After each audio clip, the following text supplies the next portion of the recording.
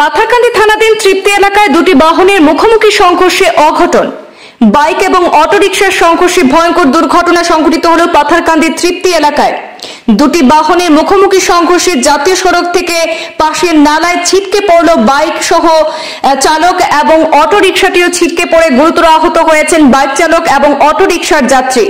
Bike চালকের অবস্থা অত্যন্ত সংকটজনক বলে জানা গেছে।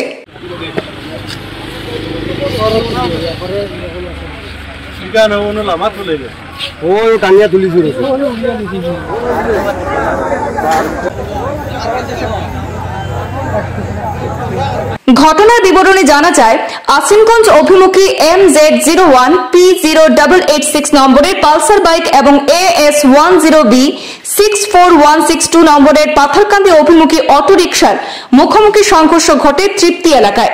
জাতীয় সড়কের পাশের নালায় বাইক সহ চালক ছিটকে পড়েন। পরে স্থানীয়রা বিকট শব্দ শুনে এসে দেখতে পান বাইক এবং চালক সেখানে পড়ে রয়েছেন এবং গুরুতর আহত হয়েছেন। তারা নালা থেকে তুলে অটোরিকশা যাত্রীদের উদ্ধার করে পাথারকান্দি হাসপাতালে প্রেরণ করেছেন।